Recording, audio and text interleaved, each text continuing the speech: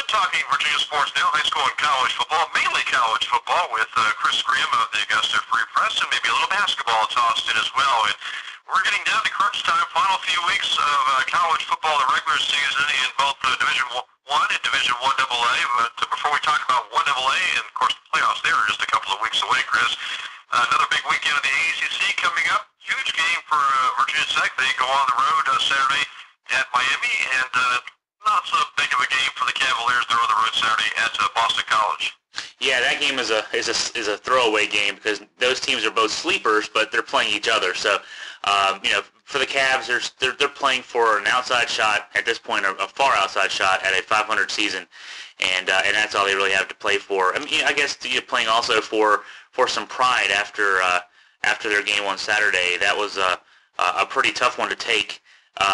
Just the way things went down in that home finale, and so yeah, the Cavs don't have as much to play for. Obviously, Virginia Tech with Miami, a game on the road at Miami, a team that seems to maybe be in a bit of a resurgence in the last few weeks since that loss to Virginia a few weeks ago. Miami has played some good football. Their backup quarterback seems to be doing well, and they scored, really put it to Georgia Tech last week in a 35-10 win in a game that they really controlled from the outset, had a 14-0 first quarter lead and really dominated throughout. And that game going in, Virginia Tech's only a 2-point favorite, so that could be an interesting matchup. Certainly, Virginia Tech has an advantage going in. They have a 2-game lead over Miami in the Coastal Division, but a loss in that game, and then if something happens, Virginia were to upset Virginia Tech in the final regular season week, Miami could still win that Coastal Division, and that's all dependent, though, upon a win by the Hurricanes on Saturday. So the Hokies can clinch on Saturday and make the final weekend the final weekend of the regular season sort of moot. And then in the other division, another big game coming up Saturday, the ACC with Florida State at Maryland, a very surprising Maryland team at this stage of the season. Yeah, we saw them in person on Saturday in Scott Stadium, and that was actually the final score of 42-23 belies the truth of how close that game was. Virginia led in the fourth quarter, and Maryland put it away with a couple sloppy plays by Virginia, giving them short fields, and they put the touchdowns in. But that Maryland team, is a good team. They've won 7 games. I was impressed with their offense. Ralph Friedgen is a guy that has been known for a long time for his offensive innovation, really. His dating back to his days at Georgia Tech back in the early 90s, and he's always had good offensive football teams. But of late, he hadn't just had the recruiting to really match up to what he could do on the field. And he seems like with Danny O'Brien as his freshman quarterback, to have a guy that I think Maryland might get lucky. Maryland might get lucky that they didn't get rid of him after last season. This O'Brien kid, he'll be there for 4 years, and Ralph Friedgen will be able to build around him. Friedgen was on the hot seat, and he only won 2 games last year, and a lot of people were calling for his head. And really, the talk around College Park was that they couldn't they just couldn't buy him out, and so that's why they didn't do anything after last season. But if he didn't do anything this season, this would have been the season. Well, hey, Maryland's a couple games away from being in the ACC title game, and Danny O'Brien is a franchise-type quarterback. It seems like if he stays healthy, he'll be a special one there in College Park. So yeah, that could be a very interesting football game this weekend. Those two teams are neither of those teams we figured were going to be in the title picture, and they both seem to have their fate in their hands right now.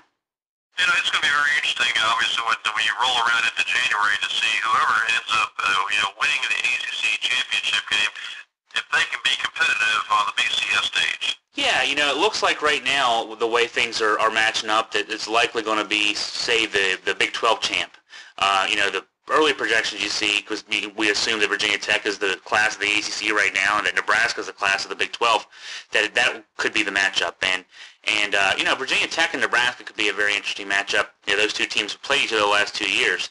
And 2 close games, both won by Virginia Tech, one out in Lincoln and then last year in Blacksburg. The miracle comeback win with the long pass from Tyrod Taylor to Danny Cole, setting up a short touchdown late in that game. But those two teams are very familiar with each other, so that could be an interesting sort of third matchup in that series. But anybody else, say Virginia Tech gets the championship game and gets upset by one of those teams, either Maryland or Florida State or NC State, any of those teams that's in that mix. I don't want to say anything bad about them, but they seem like second-tier BCS-type teams. If the ACC could be represented very well by Virginia Tech with that 8-game winning streak and everything they've done to get back from that, that stumble against JMU. But the other division seems to be beating up on each other so much that it would sort of feel like, the way we feel about the Big East right now. The Big East gets a BCS bid, but they really shouldn't. If anybody but Virginia Tech gets this BCS bid, I think we'll feel the same way about the ACC this year. And when it comes to 1AA, Big South Championship still to be decided this coming weekend, hopefully. Yes, well, there's a lot of scenarios there. Stony Brook right now sitting in first place at 5-0, and then back at 4-1, both Coastal Carolina and Liberty. And Liberty taking a big stumble and losing that game to Coastal Carolina. They really had their fate in their hands. Liberty did going into that game, and now it's up to a lot of scenarios. Basically, it could come down to a three-way tie, and that's if Liberty beats Stony Brook and puts the three possibly into a three-way tie. And if that's the case, it could be really interesting. Say Liberty beats Stony Brook and Coastal Carolina loses this weekend. Well, then it's pretty easy. It's head-to-head and Liberty's in. But if all three teams are there, then it goes down to the points allowed in conference play. And Liberty, unfortunately for them, has given up about 40 more points in conference play than their other two teams. So they'd have to pretty much not only beat Stony Brook but blow them out, and then hope for Coastal Carolina to give up a few points as well. One of those weird things, you get down to the third and fourth tiebreaker, then all bets are off. And so Liberty, a team that looked like for most of the season was almost a guaranteed lock to get into that first automatic bid in the NCAA tournament.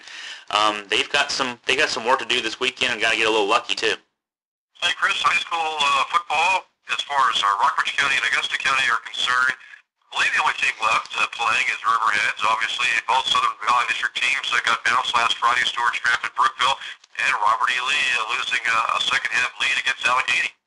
Yeah, they played well. They availed themselves well. Lee did, but disappointing end for that team. And we talked all summer about the Southern Valley District and the final season of it, and looking forward to looking forward to the season. And we were thinking that Lee was going to be a dominant team again. They had all their key players back, and they just could not get the job done this year. On a consistent basis, they get to the playoffs, but they lose, and they almost back their way into the playoffs in a way, and then blow a lead in the second half. And on the other side, I guess we've been saying for the last few weeks, once we saw where things were going to go, we said we didn't think anybody from our local area would do very well, and certainly Stewart's Draft, down 35-6 at halftime and losing that game 42-18.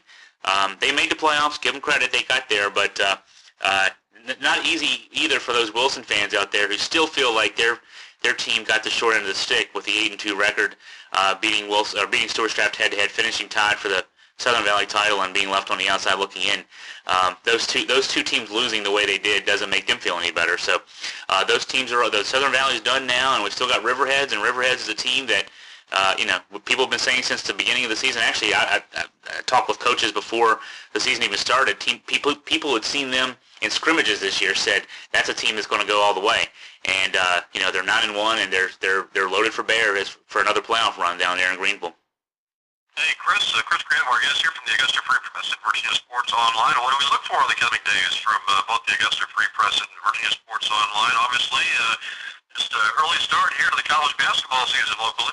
Yeah. Today Virginia Tech plays Kansas State in one of those tip-off games. ESPN's doing 24 hours of tip-off, and I think it's at 4 o'clock today that Virginia Tech plays number 3 Kansas State. Big matchup, two top 25 teams playing early, and a chance for us to get a feel for where Virginia Tech is early in the season. I know Tech usually gets off to slow starts, so Seth Greenberg's going to have his guys in play here early.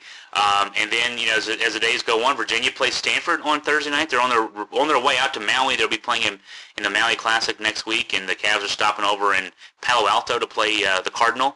And so we're going to be keeping up with college basketball a bit and getting ready for, of course, it's still a couple weeks away, but the big Virginia Tech game, football game, on November 27th. We're getting ready for that as well.